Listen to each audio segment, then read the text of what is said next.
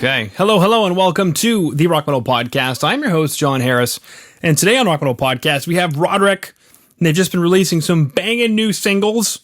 We're going to be chatting with Jake here about these singles and what the band has got coming up, and maybe a few other cool tricks up our sleeve. We're both wearing long sleeves, so we have some tricks up them.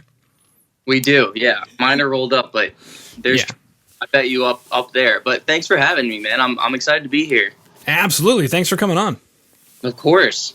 Anytime. And then so I can be cool like Jake, I'm rolling up my sleeves. You gotta roll it up. That's right. What I don't see is this is some demoed out merch that we got working on right now. It's a prototype, but we don't know yet. We're working on it. Okay. Is it just a long sleeve shirt, or is there a hood on that? No, this is actually a crew neck. Oh. Yeah, midsummer. I'm really pushing the merch right now. The possibility of merch. It's not even out yet. Midsummer here. Mm-hmm. Merch is important. Somebody actually recently asked if I have merch for the podcast, and I said no. Does anybody want merch? Should I do that? You probably should, honestly. Yeah. Good. Mm-hmm. I was thinking I'd start by getting either a shirt I could wear or a mug, so that when I go like this, you see the mug. Mugs are good. That's a good idea. You should do that. Mm-hmm. Absolutely. Yeah. You'll never know. I'll know. No, yeah. Yeah. You want to talk about the song? I would love to talk about the song. So Mike originally sent me You'll Never Know, in which case I then did a little bit of sleuthing, which didn't take me long, but I came across Save Me. So I guess since that was the important song, because you guys hired Mike for that. Yeah, well, no. I guess you could say that, but no, we did have a publicist for Save Me as well, but I guess they just never reached out to you. Maybe. Let me find out. I'll do some research while you chat with me about that. Yeah. Let's solidify that information. Yeah. But You'll Never Know. That's our new song. It's been a long time in the making. We wrote it just before the pandemic happened. And then, of course, life got shut down and the song got pushed a bit. So here we are. Mm-hmm. Right where we needed to be. And no, nobody ever reached out to me about Save Me, so it's a good thing you fired them and you hired Mike. I think we just did the campaign end, but yeah. Do. Beautiful. Okay, is that the same thing with Save Me? It started before the pandemic and then... yes. Okay. Mm-hmm. Yeah, Save Me was written in, late 2018, actually, I think. We're a bit behind. We're like squirrels. Like, we hoard our songs, and then when we feel like they're ready, they go out. Mm-hmm. That's how we are. Yeah. Yeah. It's almost like instead of a feather, maybe you should have like a squirrel with like really big cheeks.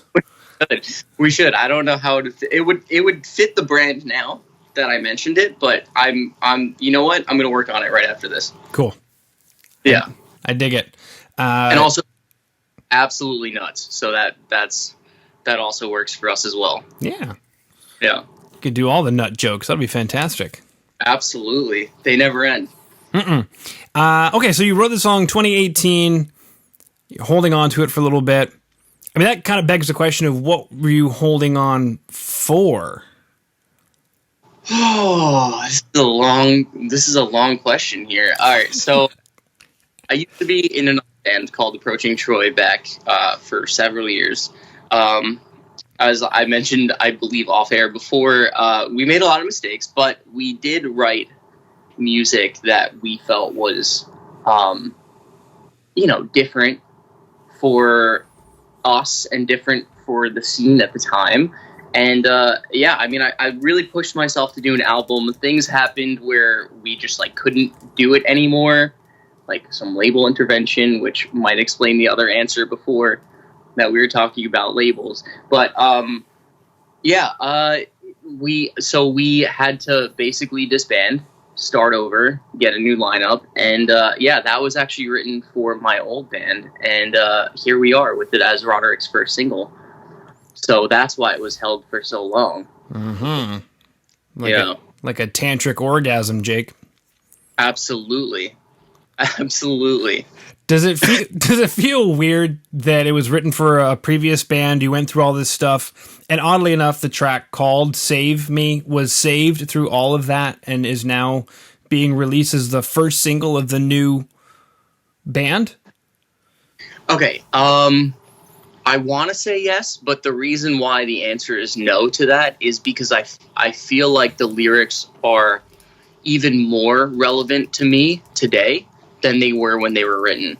So it's almost like it was like pre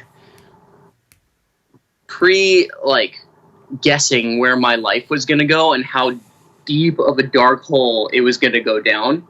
And like 2018 Jake could not relate to that song nearly as much as 2020, 2021 Jake can. So it's almost like it predates the meaning, but it means more now that it's come out. How did you write it then? So I've always had incredible genius. No, more so. I've always had like those. I mean, the song. So I guess I'll just say like the song is about like those like negative thoughts that you get that like kind of just like wake you up in the middle of the night. They're just kind of like, you know, like you're not going to be able to do this. Why are you continuing to do this music career? You know, why don't you just settle down? Why don't you just like figure out your life and stop trying to be this person? And, you know, these like really negative thoughts that just like suck. And like, they were prevalent then because of a lot of situations I was in with like family and, you know, where my life was headed and stuff like that. But after the whole label situation and we just couldn't really do anything at all, it was like, well, I left all of those things in my life for music and now I can't even do that, which sucks. So the reasonings behind that were still there. It just tenfold after the situations that happened. I hate to be so vague. That I know it sucks because it's a podcast, but like it's a part I hate talking about because it was so dark. You know, which I guess makes sense with the song. Yeah. So. Yeah. And then it got reimagined featuring Matt Weiss. So take us through that. Okay. So, that was one of those things where it kind of just happened. The song has a piano in it. It's not very prevalent, but it's a pivotal part. So it's not like there's not a ton of it, but it's a huge part of what makes up the song.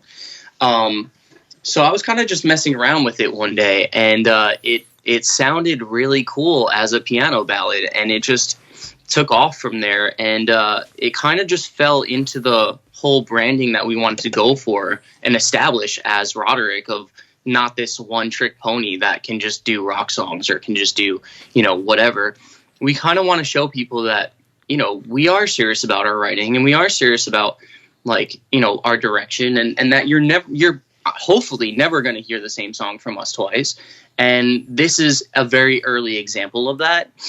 And I will not confirm or deny that there will be a reimagined version of You'll Never Know as well.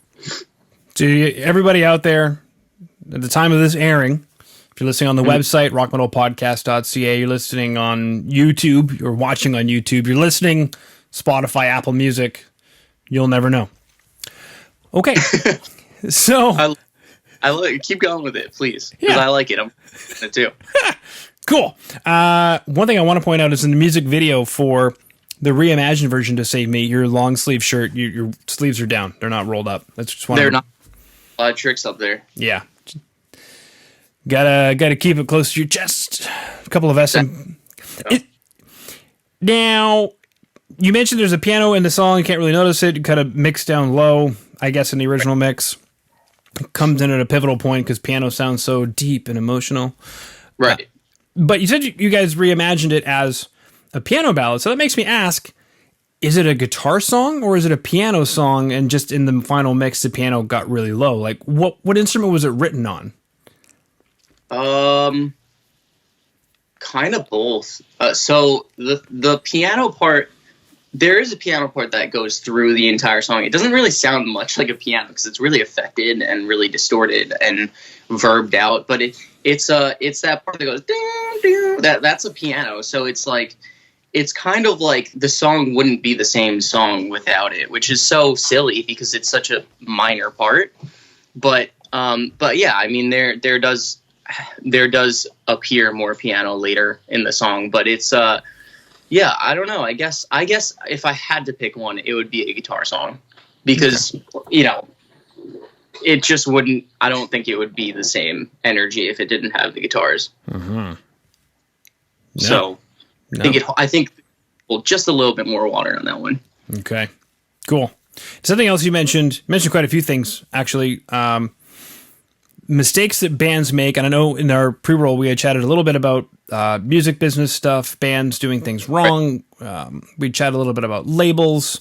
So It sounds like this is kind of a loaded question, but my goal is to ask the least amount of questions to get the maximum amount of answers. So, okay. Oh no, I let the cat out of the bag. Save me. So, well, I'll never know. So that's true. Yeah.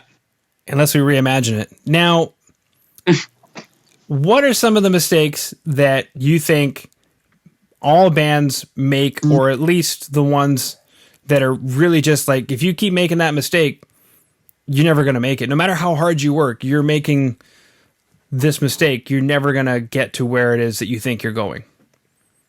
So what mistake is that?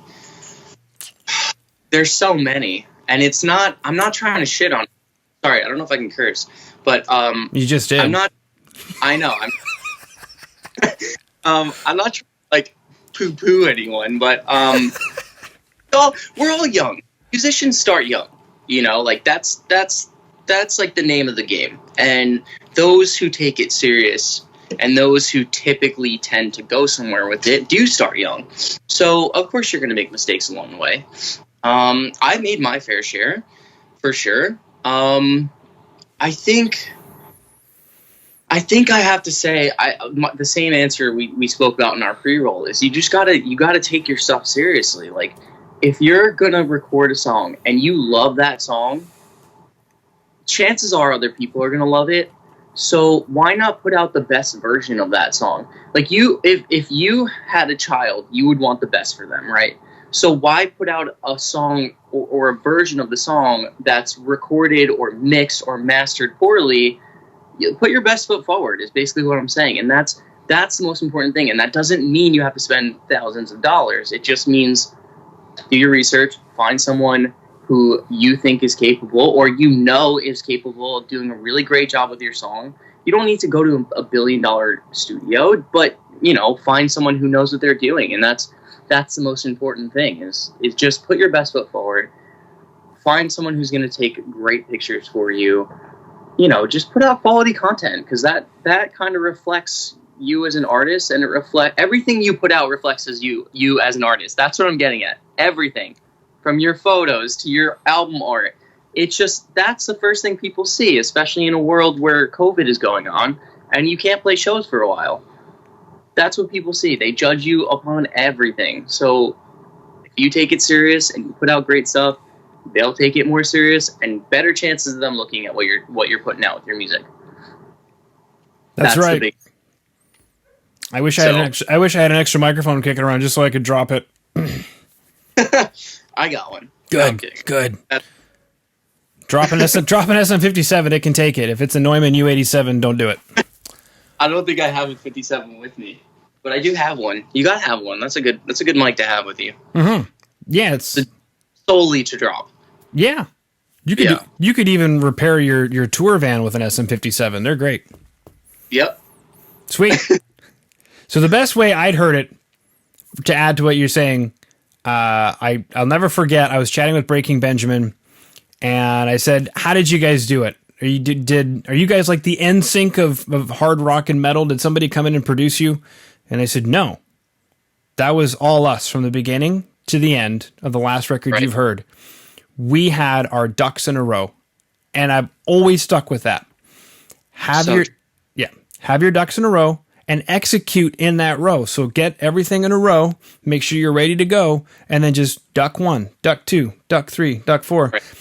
And so what I find bands doing is trying to circumvent putting their ducks in a row by skipping ducks, not getting ducks. Right. Trying to go cheap on certain ducks that they shouldn't go cheap on. Yeah, absolutely. I couldn't agree more. I mean, there's a process to putting out music, and it's not just dump it out to the world. And maybe if all of your ducks are together, maybe you can do it in a shorter span, but as soon as you finish a song, don't plan to release it until you have everything else set up for it. You know? That's why we hoard them. Because it's a long time to get our ducks in a row. Yeah. I love using, because the internet has kind of taken away the chipmunk or the squirrel. Mm-hmm. Because everybody has access to boast themselves on the internet. So as soon as they haven't even recorded the song yet, they're like, guess what we're doing? And like, yeah, nobody cares. But go back in the day before the internet, you actually had to plan out your entire studio DVD or VHS tape, record all of it while recording the album. Then as part of the promotion cycle for the album, you had to plan all of it out so that it would all, you know, because there was no internet to just be like, oh, guess what we're doing? Right. Yeah. No, you're so right. And that's, my God, I can't imagine having that many ducks to put in a row. Like, it's already a feat now, but geez, I can't imagine having to plan out a whole documentary with it. And no. I know. So like, yeah. Because it's the 30th anniversary, it's on my mind, the Black Album. Can you imagine planning out the entire Metallica Black Album, plus the year and a half in the life of Metallica where they had documented the whole thing before the internet? No. And that would be thankfully something I probably will never have to experience. Don't get me wrong. If I had the clout to do something like that, I would absolutely do it. You know, like I'm someone who loves to just do something that seems like it's a challenge. I like to take challenges on. I don't know, otherwise I get bored. So, for example, the reimagined version of Save Me. You know, it's like it was a challenge. It was a challenge to figure out how do we capture the same essence. So for me, like, you know, I'd be down to do it if it was an option. But right now, I can't imagine doing that on top of everything else we're doing. It's a lot. Yeah. So. Yeah. It's also one of my favorite examples when bands go, man, how do we market ourselves without the internet? And I'm like, I don't know. How did Metallica sell the Black Album in 1991? Yeah, absolutely. All those same channels still exist today. They do. Absolutely. Guerrilla marketing is still probably the number one thing that you can do for your music. Yep. Boom. And then you're a music business major. We should probably have you back on the show and just chat about music business stuff. You have no idea. It's my second.